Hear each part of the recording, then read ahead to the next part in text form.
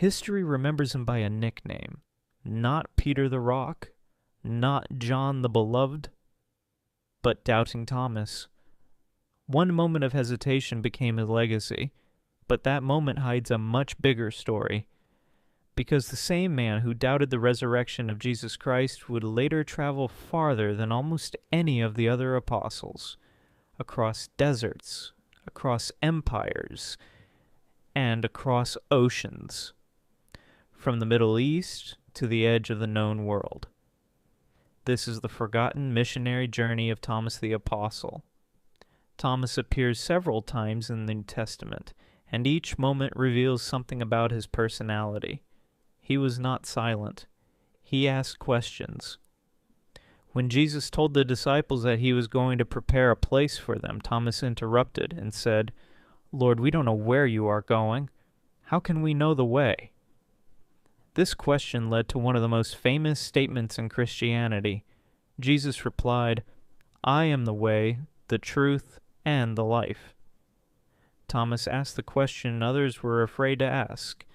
He was skeptical, but sincere, and that honesty would later shape his missionary work. After the resurrection of Jesus, the apostles believed they had been given a mission to spread the message beyond Jerusalem. But the world outside their homeland was enormous. According to early Christian tradition, the apostles divided the regions of the world among themselves. Thomas was assigned the lands far to the east, but according to ancient accounts he was hesitant. The journey would take him far beyond the Roman world, into cultures he didn't understand, and languages he did not speak. Tradition says he initially refused. Then something unexpected happened. A merchant traveling to India named Abanes was looking for a skilled carpenter, and according to the ancient text known as the Acts of Thomas, Jesus appeared to the merchant in a vision and sold Thomas as his servant. Symbolically, it meant that Thomas would now go east, reluctantly at first, but his journey would change history. The journey from the Middle East to India was not impossible in the first century. Trade routes already connected the Roman Empire with India through the Indian Ocean. Merchants traveled regularly between Alexandria, Persia, and India. Thomas likely traveled along these same trade networks.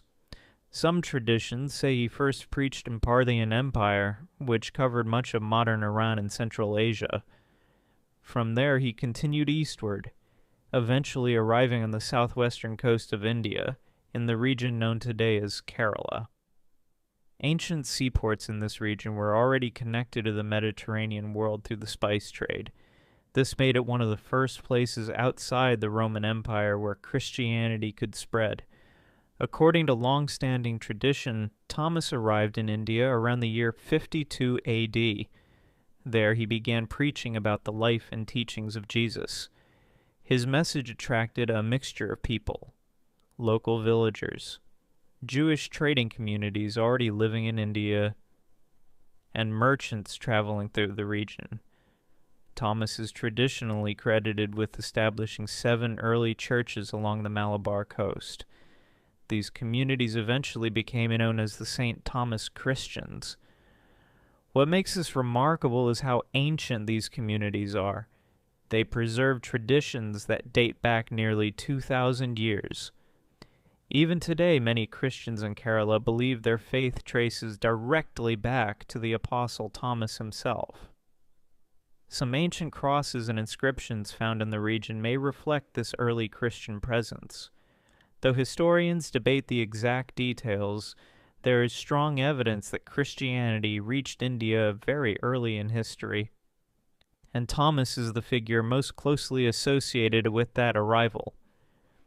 Later traditions say Thomas continued traveling across southern India, eventually reaching the region near modern Chennai. Here his preaching began to attract opposition.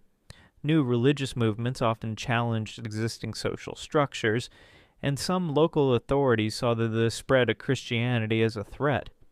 According to early accounts, Thomas continued preaching despite the danger.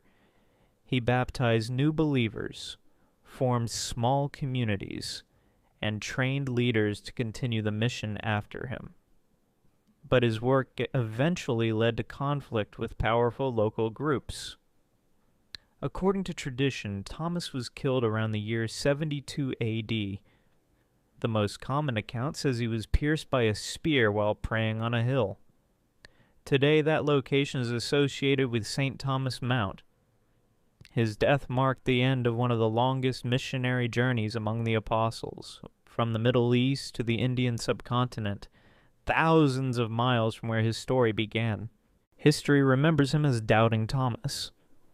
But that nickname barely scratches the surface of his story, because the man who once asked for proof eventually carried his faith to the farthest edge of the known world, building communities that still exist nearly 2,000 years later. The doubter became a missionary, and his journey changed history.